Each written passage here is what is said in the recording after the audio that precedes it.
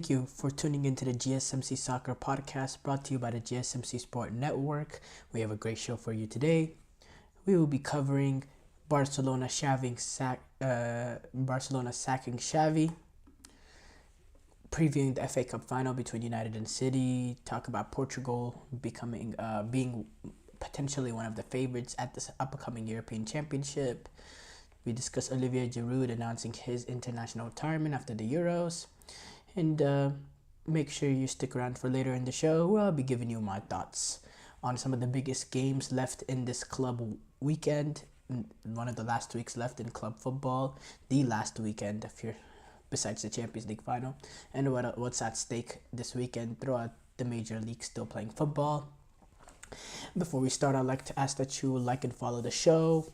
Also, we get a number of questions from viewers that come in during the show. So to ensure that your questions get read on the air, I ask that you use the tips and donations link at gsmcpodcast.net with your questions. This puts your questions at the top of the list so that I can see it, and it also really helps the show. So again, the link is gsmcpodcast.net.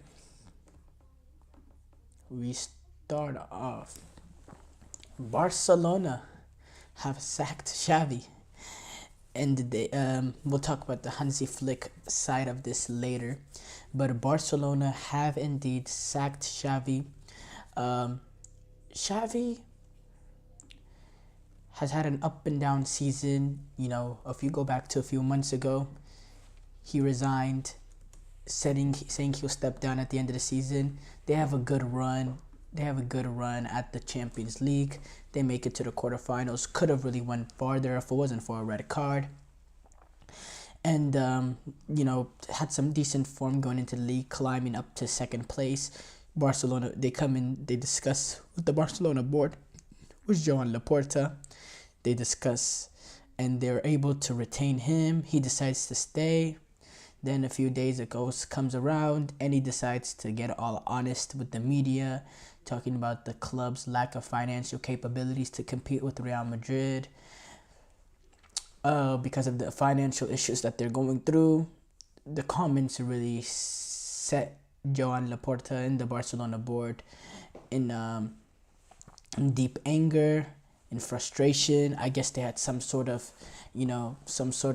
deal that they wouldn't discuss these sort of matters, and it'll be all positive in the media regarding Barca's finances and their ability to build a team. Xavi, his biggest mistake in this situation was being honest. Now, the treatment of a club legend, because Xavi is a club legend. This is not just like sacking another manager that's came in, came out. This is a Xavi that's been involved with the club since he was a pupil. I mean, he's been at the Barcelona team, including his youth career since 1991, all the way till he left in 2015. So he's been at the club for basically 25 years, not including his stint, his 3 years of managing up to this point. So in total, he spent about 28 years at the club, 25 as a player, making 55 appearances for the B team, making 505 appearances for the regular club. He's been he's a legend of the football club, so that's important to determine when we're talking about the treatment of him. Let's take it from the president's point of view. This is a very emotional and very sudden decision to make, this kind of decision to sack a manager, because 2 weeks ago, not only did they want Xavi to stay, they were having to convince him to stay at the football club. Now 2 weeks goes by and they're firing him already. It just shows, for me, organization cannot behaving like this, just emotionally reacting to such things. It's flat out wrong, in my opinion, the way it took a few comments in the presser to go from a manager being fully backed by this board, by the president, to now them wanting to sack him? Really? Because of comments made to the media? I mean, other than that, it makes no other sense. So why? Keep in mind, when they announced that he's staying, this is after they got eliminated in the Champions League. This is not no performance of football or none of that. That's the reason why.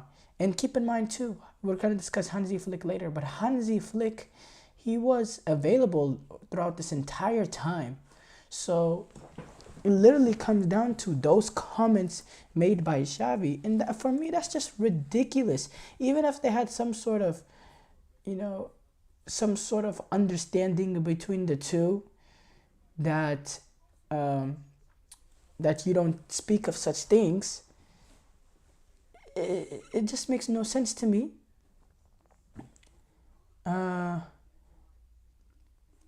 And they keep in mind, this is a Xavi that won La Liga last season. This is not a Xavi that hasn't achieved nothing since he's got here. He's achieved quite a bit with this Barcelona team. The last manager to win La Liga with Barcelona, you'd have to go back to Valverde. Yeah, you have to go back to Valverde.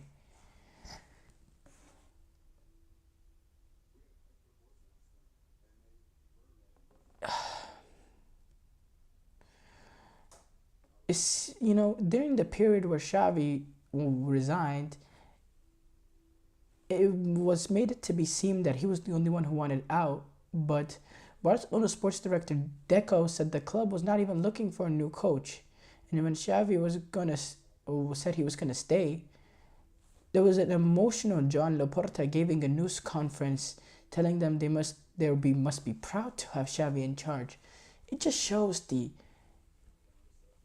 emotional disparity. At first, he's talking about how they should be proud of having him in charge. Now he's firing him within a week.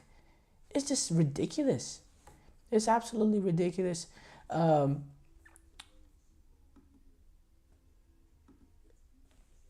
But we do need to discuss the fact that Hansi Flick is the one who's coming in for them. That's major report outlets saying it's done. Now this is Hansi Flick. He's different. He's different. Barcelona traditionally they've went the way of promoting one of the guys like a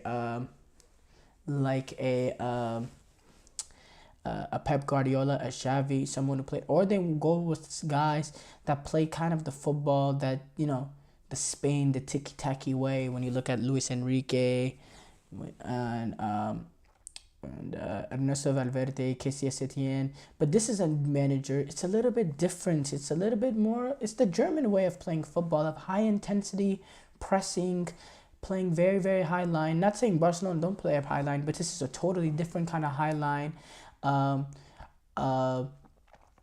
Heavy metal, intense football. And it's, Manny was talking about it yesterday. This is a new, a new type of philosophy in the Barcelona system. Barcelona, they've always, the football has the roots. The roots comes from the going all the way back to the Dutch style of football, where they started playing with Frank Rijkaard. The Dutch style of football. That's kind of the that's been the Barcelona way. They have the root, and everything has came from that root. But this is totally different. This is more of the Ralf Ragnick Gegenpress route, the way that they're going to be playing football. Now,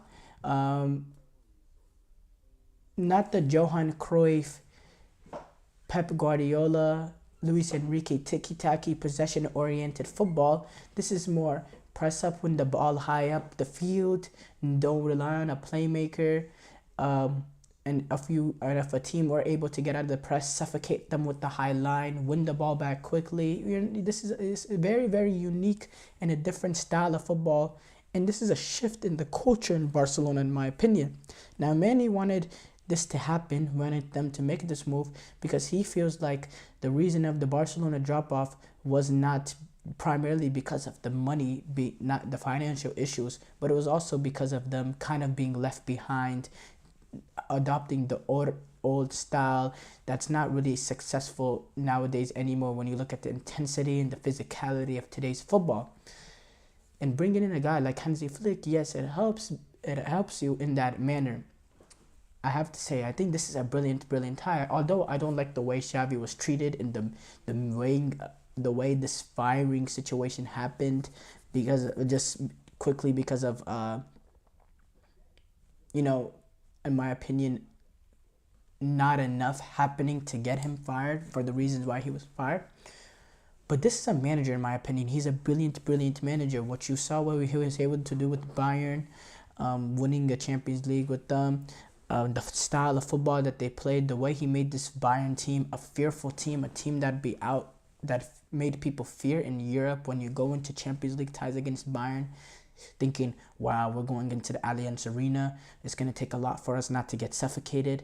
The way that they play football, the way they win the ball high up the field, the way he developed the players like Alphonso Davies, the way he developed him into one of the best left backs, especially back then, the best left back in the world, the way he got that back line defending, playing in a very high line, playing very organized. He was the conductor of the team that defeated Barcelona 8-2.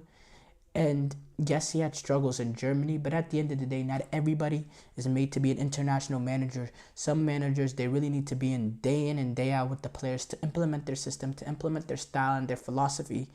And Hansi Flick, going back into club football, going back to Barcelona, is what he's comfortable with and what he's been the best in, where he's had the most success in his career. So I really think this is a good hire at the end of the day, despite the circumstances that led up to this point. Now we're going to take a short break here. When we come back, we're going to discuss the FA Cup final. I feel like I'm losing my mind. Is everybody in the world blind? Please, Lord, give me a sign, a sign. I feel like I'm losing my mind. Is everybody in the world blind? Please, Lord, give me a sign, a sign.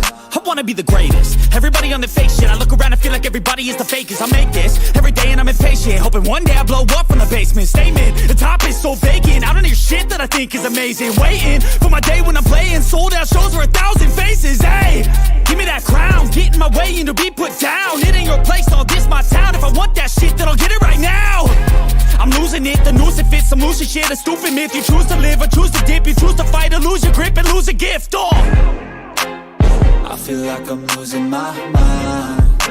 Is everybody in the world blind? Please, Lord, give me a sign, a sign. I feel like I'm losing my mind. Is everybody... Before the break, we discussed Barcelona potentially or sacking Xavi and Hansi Flick coming in to replace him. We have to now discuss the FA Cup final. Preview the FA Cup final between Manchester United and Manchester City, the big Manchester derby, the rivalry, the intenseness of this game, despite one team clearly being much more talented than the other. Look, it's a mismatch on paper. Manchester United, Manchester City, on paper, the quality is so much on the side of Manchester City. But you would think in this kind of rivalry, we'd come in and think, well, but that does not matter. The players on paper shouldn't matter. When it's this kind of rivalry, when it's a final, any team has a chance. That really is what we should be saying in this Manchester derby. But I can't say that. I'm not going to say that. This is clearly Manchester City. They're clearly the favorites. Anything can happen when you look at this. I just think Manchester City, I think it goes similar to what last year. They get a breakthrough early and it's just smooth, calm sailing for there. Because United don't really have enough in the attack to threaten Manchester City, number one. Number two, I just think something that the midfield battle is going to be key. And whoever Manchester United go within the midfield, I think they'll get outclassed going up against a Gundogan, De Bruyne. No, I said Gundogan.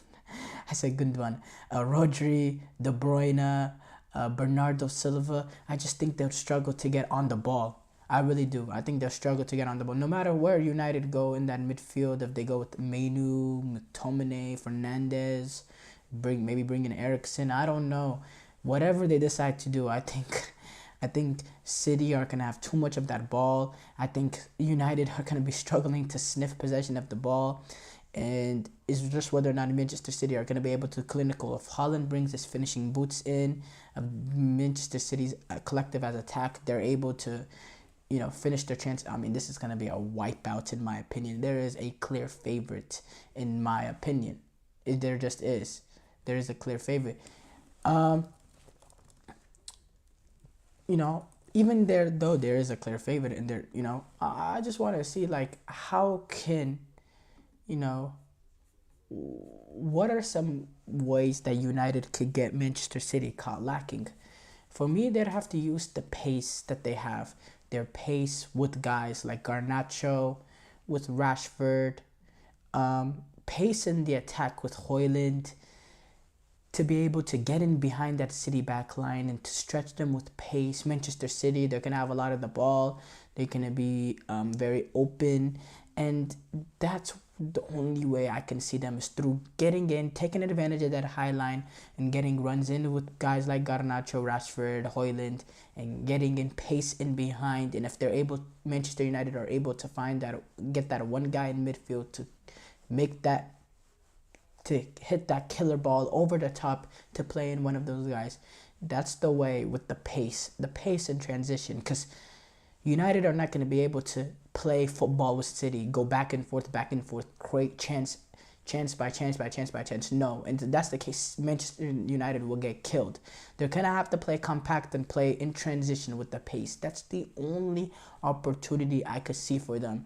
Defensively, I think there's major concerns with this United team. With no Harry Maguire, it's just going to make this backline even shaky, and I feel like there's no continuity there. And going up against a Haaland, a Foden, a Doku potentially, that's just a nightmare situation to be in. If you're Erik ten Hag, you're really looking at it like, how do I win? How can I win? What can I do? And we're going to speak about Ten Hag's, his situation later, though. Don't worry about that. But how can, with Kobe Mainu and his inexperience, playing in a cup final, how does he handle the pressure? It's just so many things that you're concerned. And this is a Kobe Mainu too. He struggled the last couple of days. I feel like Bruno Fernandes, Manchester City have figured out ways to find his vulnerabilities. What he's great at, he's great, but sometimes he can go missing in these sort of big games. And I could see that happening again. I could really do. Now, as far as the implications, Manchester City, they're trying to get a double. It's going to be there. I don't even know how many doubles they've won. They've won so many. Pep Guardiola can continue to add to his trophy cabinet some of these players, some of these legendary players like Kevin De Bruyne, Rodri, Ederson, Phil Foden. They keep adding to their legacy more and more.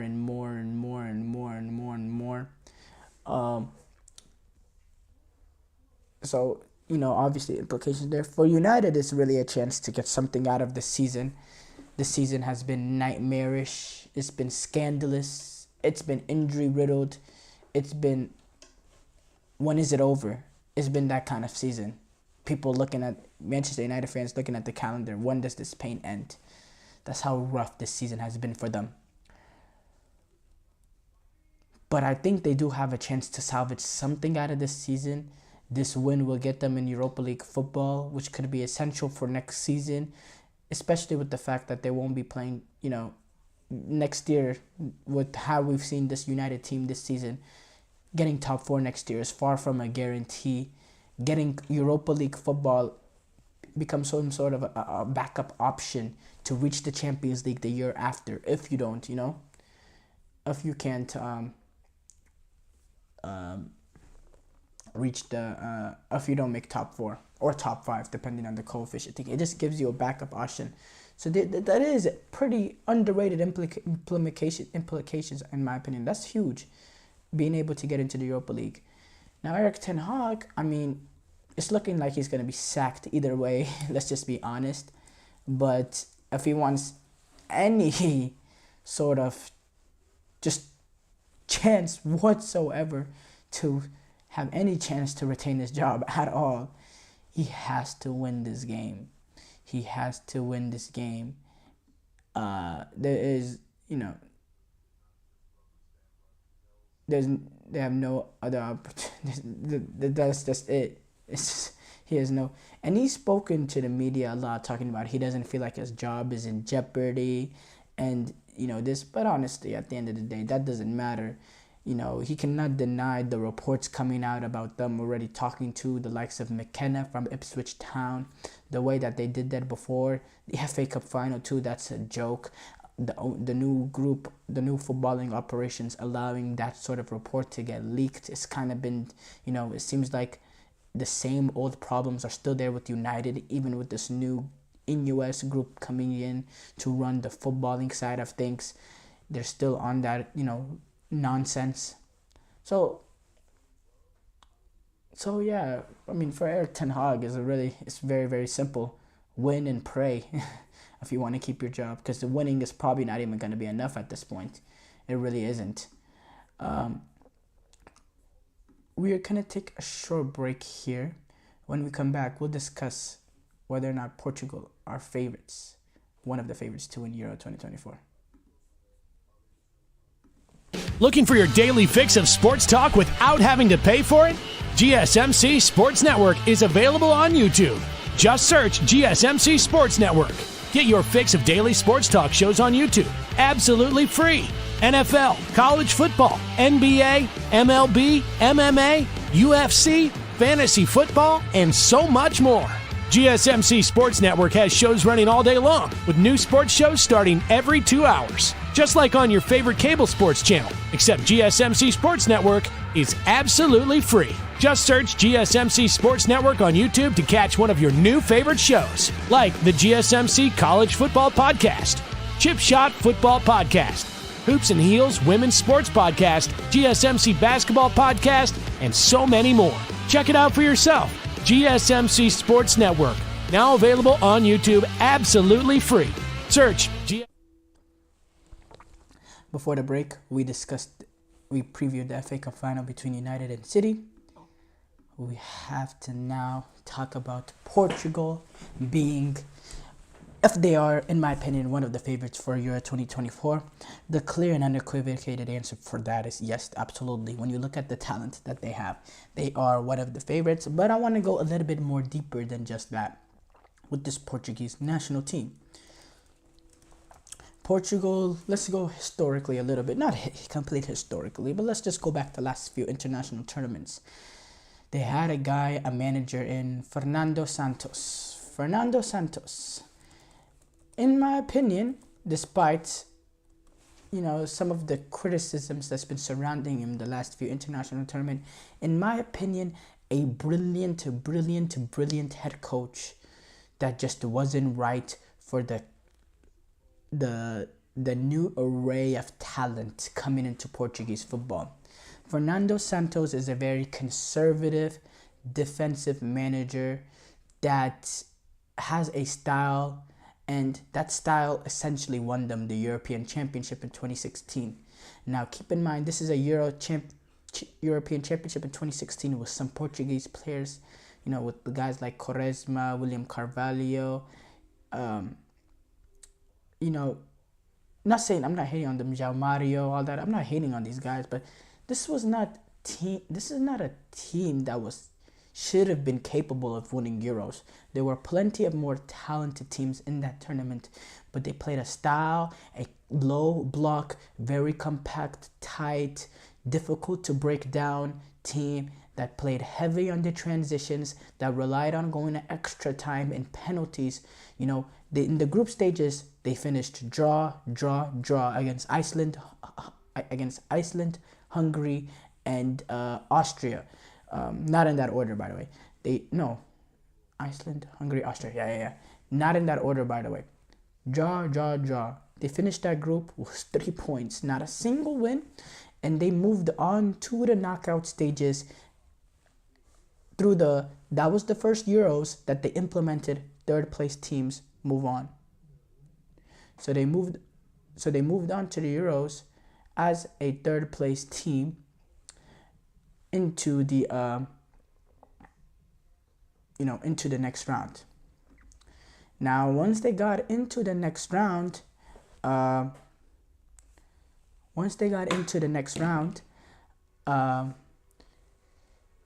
they actually did not win a single game in the whole knockout stages all the way up to the finals. They only won one game within 90 minutes that entire tournament, and that was the semifinals against Wales that they won 2-0.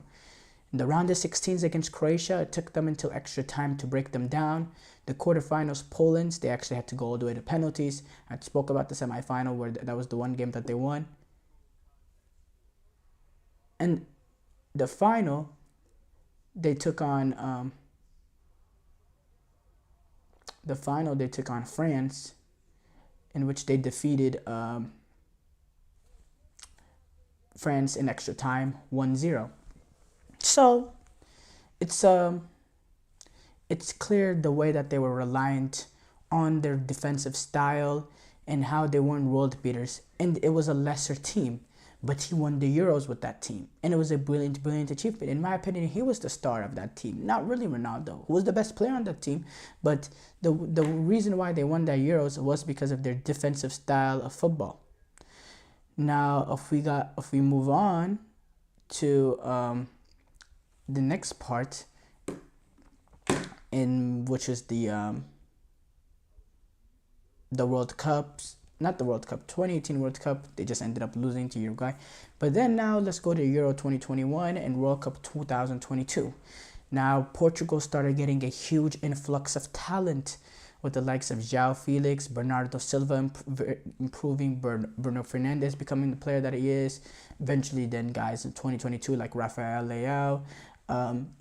Portugal started getting very, very talented, and Fernando Santos and his defensive ways started to become a little bit outdated with this team because Fernando Santos heavily relied on playing a dual 6 system. Now, when you're playing a dual 6 system, you're naturally just a more conservative, tighter, low block team, and that didn't play to the strengths of the attacking talent that this Portuguese team had. That would have really been better if they opened up and they played end-to-end attacking football, which they didn't really have the capabilities of doing because naturally, by nature, Fernando Santos is a defensive manager. And they struggled in the last few international tournaments because of that. In Euro 2021, they went home in the round of 16 against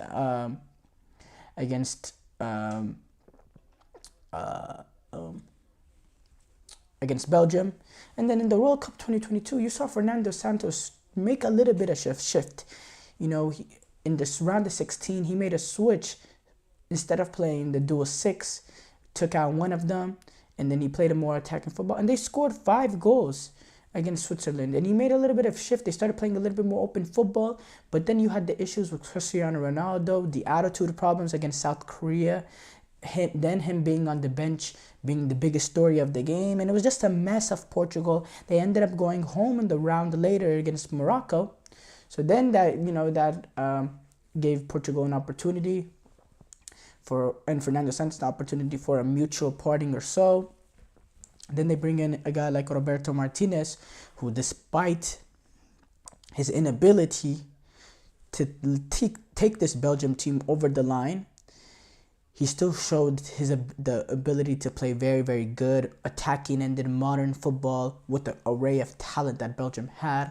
So he's coming to this Portuguese team with the similar talent, and they have taken off, finishing with 10 wins, 0 draws in qualifiers, a staggering record in the qualifiers, finishing 10 wins, 0 losses, scoring 36 goals, only conceding 2, with an astounding goal differential of 34, maxing out on 30 points. They've been absolutely phenomenal in the qualifiers, and ever since Fernando Santos came in, they have been undefeated. They haven't lost a single game. In fact, they haven't even tied a game. So they've been brilliant. He's kept Ronaldo in the squad. He's integrated him. He started him in most of the qualifiers. He's been in. I said they've been undefeated since Fernando Santos came in. That's actually since Roberto Martinez came in. That's incorrect. They were undefeated 10-0 in the qualifiers. They lost their last friendly to Slovenia in Slovenia. So they lost 2-0 in that game. So I'm gonna make that. Correct that. But in terms of, in competitive games, he started Cristiano Ronaldo. He's brought in the likes of Vitinho, Tavio, Palinha. So they're a very, very good team. I think something that makes this team a little bit of an X factor is the guy like Vitinha. Now Vitinha, he's shown this Champions League that he's capable in these pressurized moments to put a team on his back. He's not scared of those moments. He won't be scared of the Euro lights, of representing his country. The pressure is not going to get to him.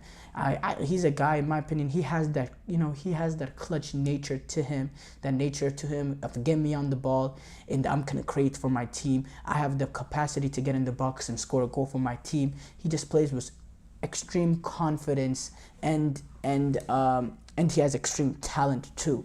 So a guy like him playing in the midfield, and then you have the quality with João Felix, Rafael Leao, Bernardo Silva, Bruno Fernandes.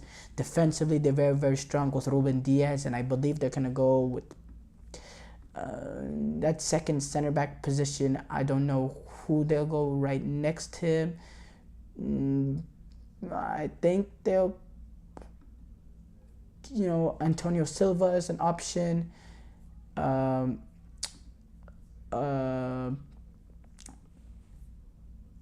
Danilo Pereira, he's played in that role. Pepe, with his experience, he's an option. But I think whoever plays next to Ruben Diaz is going to be very, very solid. And that back line, just in general, was Dalot, with Cancelo, or Nuno Mensch. Whatever two fullbacks they decide to go. I think that back line is going to be very, very strong, very, very solid in the back. And I do think they have the talent to compete with the likes of France and England and Spain and Germany and all that. But despite this kind of talent, I think just generally Portugal has had a mental block going up against these teams that seem bigger than them. Now, if it's a Portugal game against England, I think Portugal has the psychological, advantage over England, who I believe are like a little bit more mentally soft than the Portuguese. But if they're going up against teams like Germany, and with a German mental toughness, even when Germany has been at its lowest of point, even when they take on Portugal in the last European Championship, they defeated them 4-1. And honestly, that has been their only good performance in a competitive international game, like an international tournament game, like a Euro World Cup game, going all the way back probably to the Euros in 2016. So it just shows that Germany kind of has that. And Germany, they've always been a mentally tough team, despite their struggles.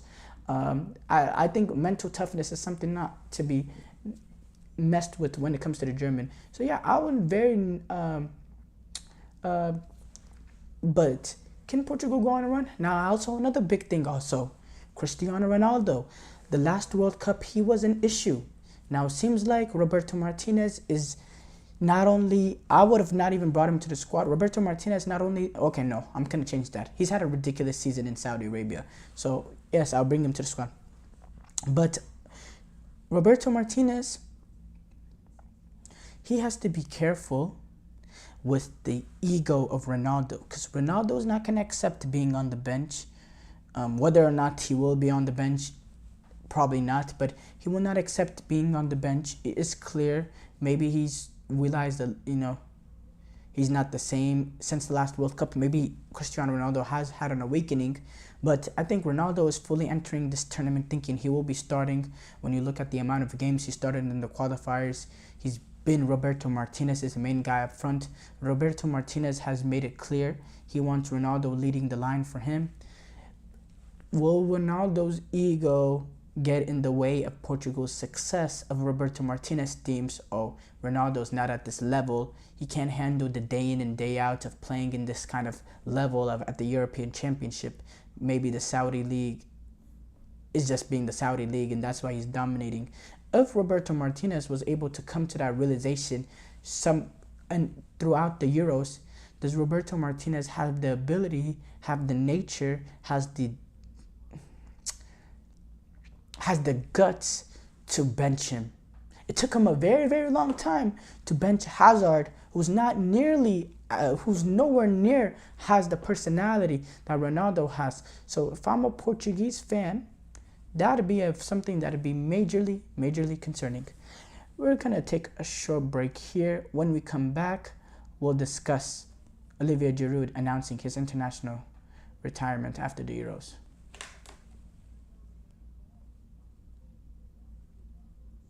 For the best and latest podcasts available anywhere, go to the podcast app on your cell phone and type in GSMC to access free content-rich podcasts on health and wellness, book reviews, sports, entertainment, relationships, social media, movies, technology, finance, and even weird news. Subscribe and download the GSMC Podcast Network's family of shows, available everywhere podcasts are found.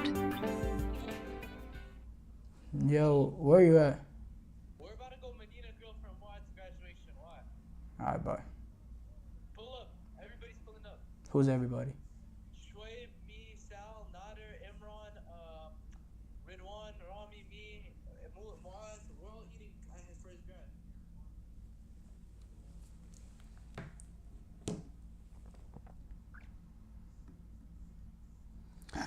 Before the break, we discussed Portugal and whether or not they're one of the favorites at Euro 2024.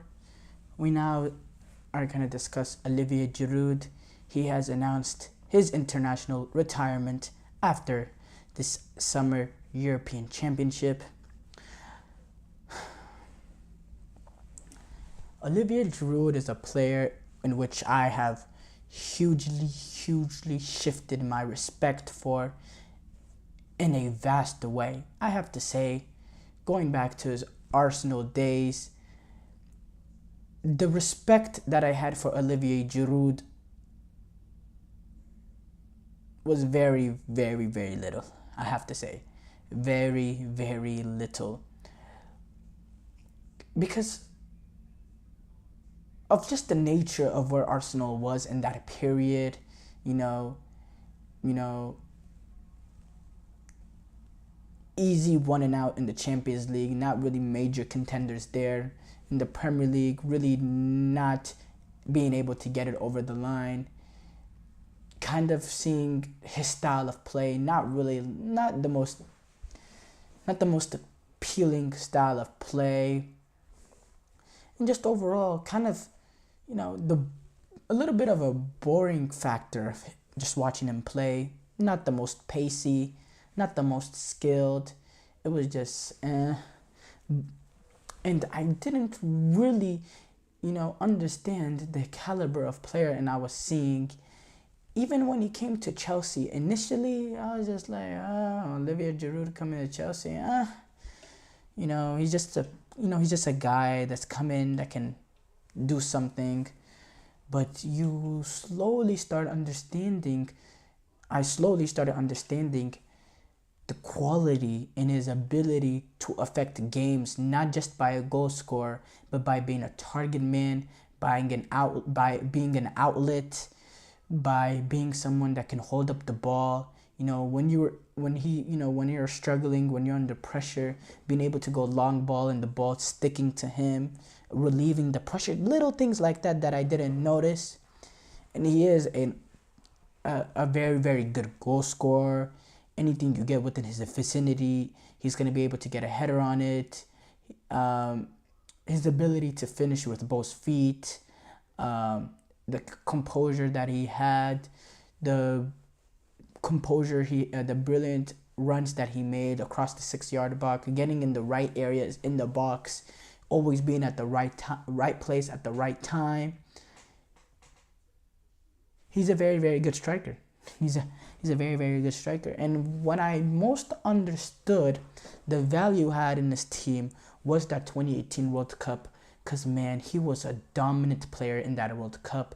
He was very integral part of that France team, being an outlet, allowing guys like Mbappe to run in behind from him by observing a player, by sucking in a player, and leaving spaces open for a guy like Mbappe to run in behind. For me, he was a brilliant, his hold-up play in the World Cup. You know, the crazy thing is, he didn't score a single goal that entire World Cup campaign, and not a single person said he didn't have a successful World Cup. He had a very, very good World Cup because he provided so much to that team besides just the pure goal scoring.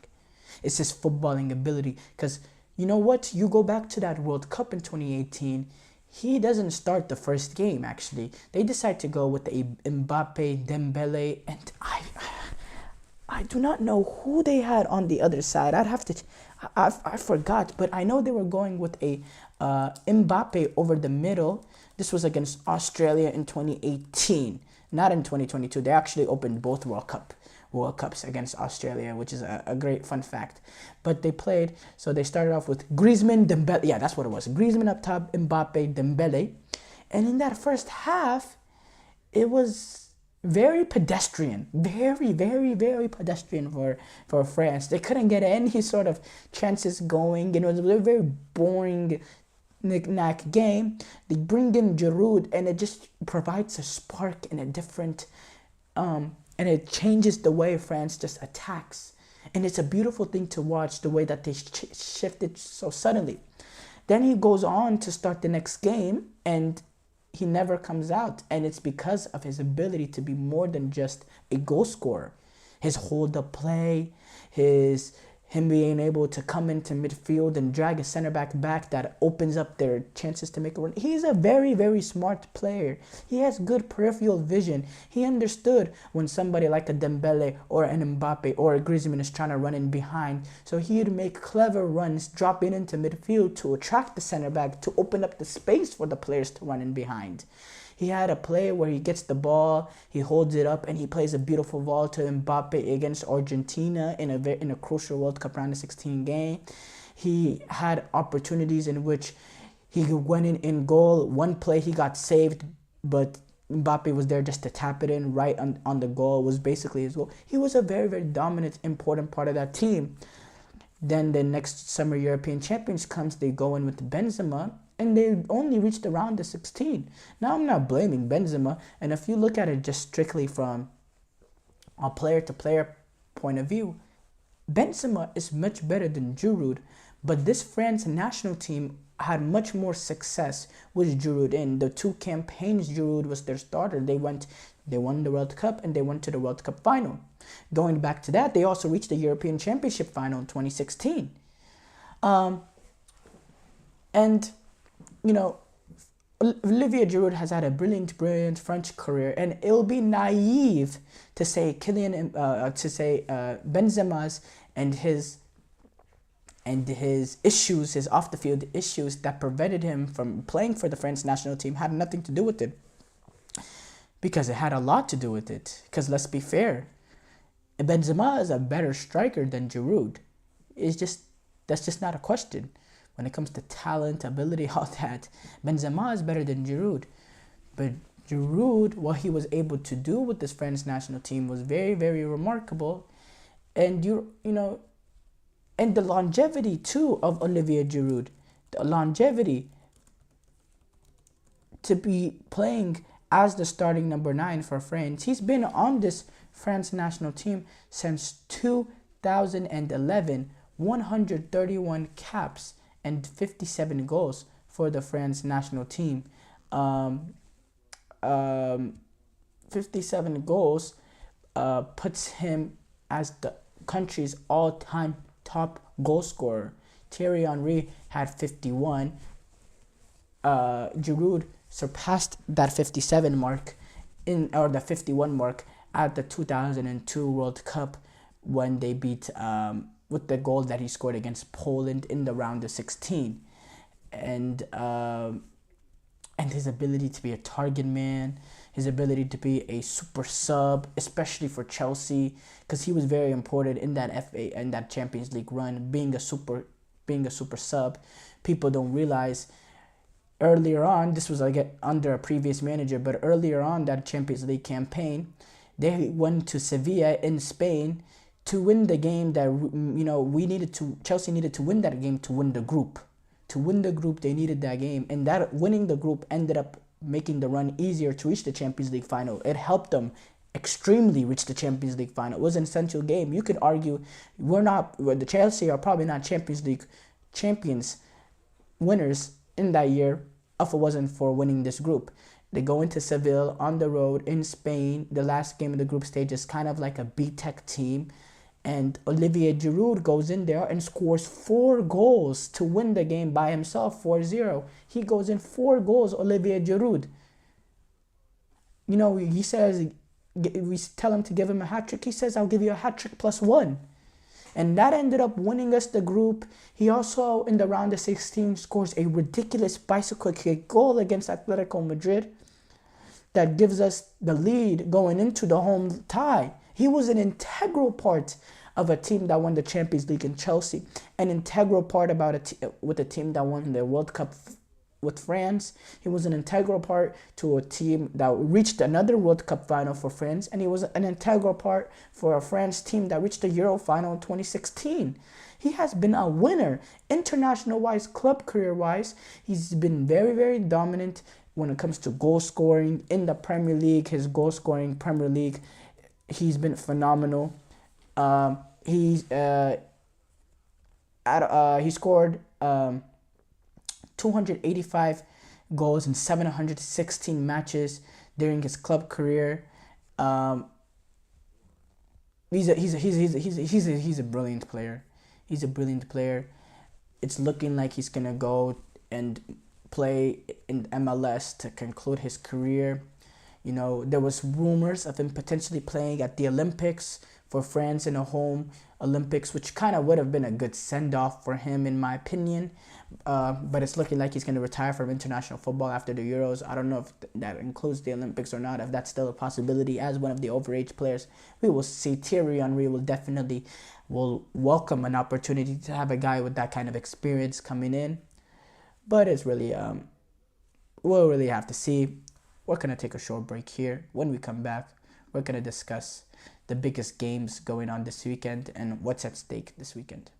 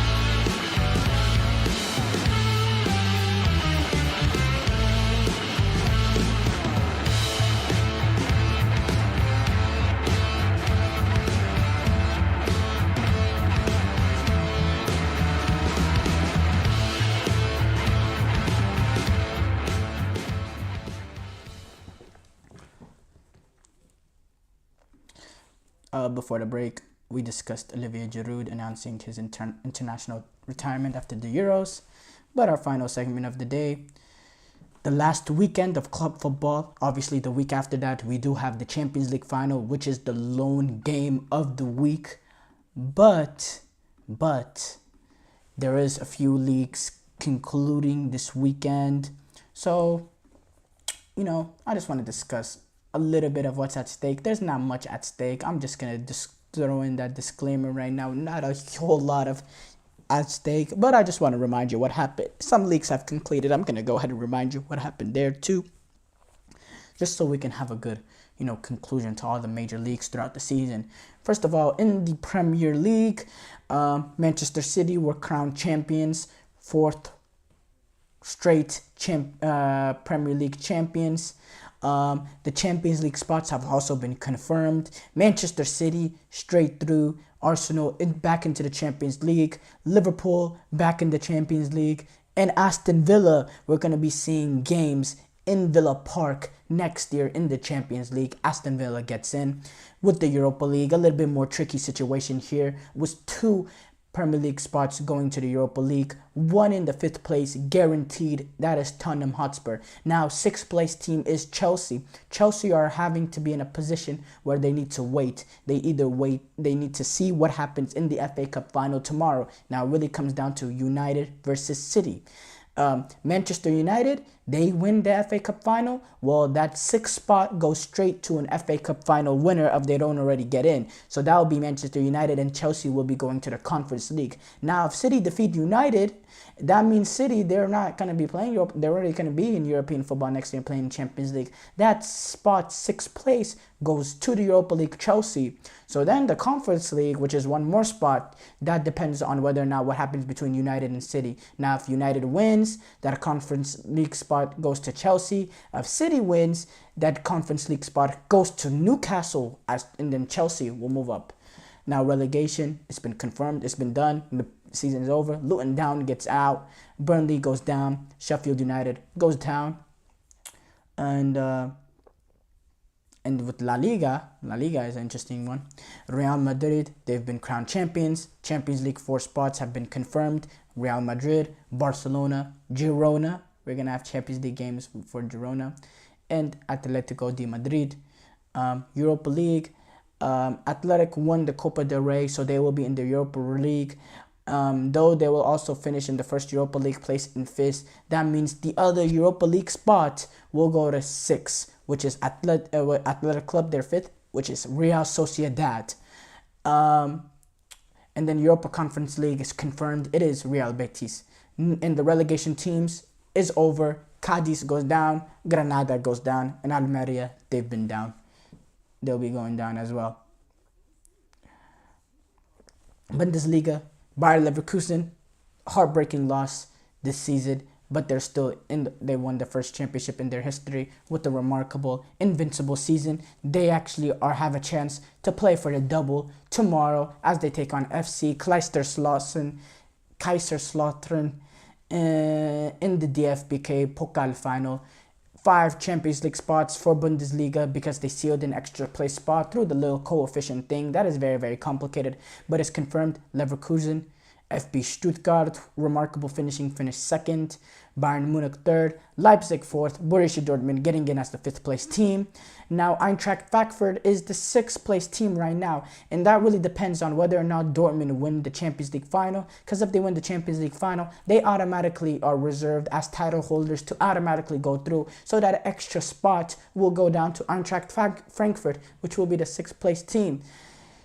But if that doesn't happen, Eintracht Frankfurt will be in the Europa League as the 6th place team, and then the 7th place team is also going to be in the Europa League. That's all. But this is all depending on the Champions League final and the DFB Pokal final. If Kaiserslautern win it, because then they're going to get that last spot too. So it's very, very confusing between Eintracht Frankfurt, who are in 6th, and Hoffenheim, who are in 7th. So that's very, very confusing situation there. That all the way goes back down to the Conference League with the DFB Pokal with Leverkusen. Whether or not it's Hoffenheim or Heidenheim at 8th place really depends on the DFB Pokal final. Now, 2 teams are relegated automatically in the Bundesliga, but the 3rd place team the 3rd bottom team takes on the 3rd place team in the second Bundesliga. So the relegated teams is Cologne and Darmstadt. They're officially relegated, but the relegation playoff is VfL Bochum, and VfL Bochum are playing Fortuna Düsseldorf which they've already completed the first leg. Bochum is down 3-0 at home to Fortuna Düsseldorf, and the second leg place will take on Monday. It's looking like VfL Bochum are going to be going down after losing 3-0 at home. So that is a very, very tricky situation that they find themselves in the second leg. Get a little bit of water. I've said a lot of words today.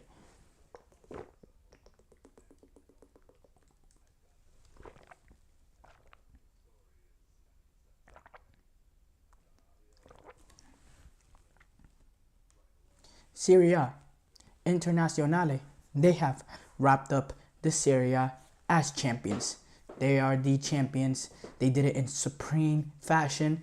Actually, I just want to say, Lautaro Martinez, he has been announced as Serie A Player of the Year. He's had a brilliant season this season with 24 goals and 3 assists in 33 matches in Serie A, with 27 goals in all campaign. He's been a brilliant player this season, and he's really given himself a great opportunity to get back into that Argentina lineup in this major tournament in Copa America. He's given himself a very, very good chance. Now, the 5 spots that are going in the Champions League because of the extra spot, the European performance spot, Internazionale, obviously they go through. AC Milan, second, they go into the Champions League. Bologna, after their remarkable season, they go into the Champions League. Juventus, has been a very, very long time, but they are back into the Champions League. Atalanta, they are back into the Champions League. And Atalanta, they're guaranteed a place in the Champions League because they have the head-to-head over Roma, who are in 6th.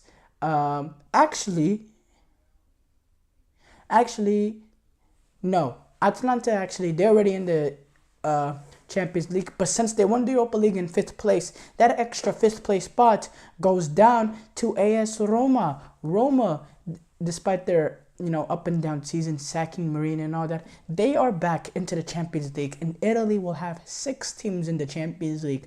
Germany has the potential to have 6 teams in the Champions League if Dortmund can win the Champions League final, but Serie A, they're confirmed they'll have 6 teams in the Champions League next year because of Atalanta winning the UEFA Europa League. Now, the Europa League, Juventus won Coppa Italia, so 6th and 7th place will qualify to the Europa League, which will be, but since AS Roma is also in the Champions League, it's actually going to be 7 and 8. So Lazio and Fiorentina, they are going to have spots in the Europa League next season because of all the up and down, everything going back up and down teams. So, great for Fiorentina, who are also playing in the Europa Conference League final, which also gives them a chance to go down even more. It also gives the 9th place team a chance to get into the Europa League. The more and more I think about it, it's very, very situation with these cup finals with teams getting in. It makes it very, very confusing. Let's talk about relegation. There's actually a tricky situation when it comes to relegation. Sassuolo and Salernitana, they have already been relegated 19th and 20th. But 16th, 17th, 18th, which is between Frosinone, Udinese, Empoli, all on 37 points. One of those 3 teams will get relegated. 1 place to be decided. 3 clubs in contention. Empoli hosts Roma. They are going to be safe with the win because Fiorentina are at home to Udinese. If Empoli draw and Udinese lose, the 2 teams will be level on points and they will actually play a relegation playoff. Udinese are safe with the win at Fiorentina, or if they match Empoli's result with a draw or a loss. The only way Fiorentina can be relegated is if they lose and Empoli win. So that makes it very, very, very, very exciting for Serie A in their final day. It'll come down to one of those 3 teams, and it'll make that relegation battle very, very interesting as we see that conclude on Sunday. League 1, PSG, they have secured the title. Now, France, they get 3 automatic spots in the Champions League, but the 4th spot enters the qualifying round to get in. So PSG, Monaco, Brest, they're automatically into the Champions League. But Lille, they'll go into the Champions League playoffs. The UEFA Europa League goes to the 5th and the winners of Coupe de France. PSG, they take on Lyon in the Coupe de France, and if PSG wins it, then it goes to the 6th place in the league. If Lyon wins it, then then they're guaranteed a place in the UEFA Europa League, with Nice 5th, Lyon 6th, but Lens right behind them in 7th. So that's interesting there. Relegation, Clermont Foot and Lorient, they've been relegated. Metz, they're 16th place. They will play Saint Etienne to stay in the French League 1. The first leg takes place on Thursday, and the second leg takes place on June 2nd on Sunday. That's all we got for y'all today. Thank y'all for tuning in to the GSMC Soccer Podcast, presented by the GSMC Sports Network. We have a interesting weekend of soccer coming up. So thank y'all for watching. Your support means a lot to us, so please remember to subscribe to the show and leave a positive review. It really does make a difference. We also invite you to follow us on Facebook, Twitter, TikTok, and Instagram for more content and updates. Thank you once again, and have a wonderful, wonderful day.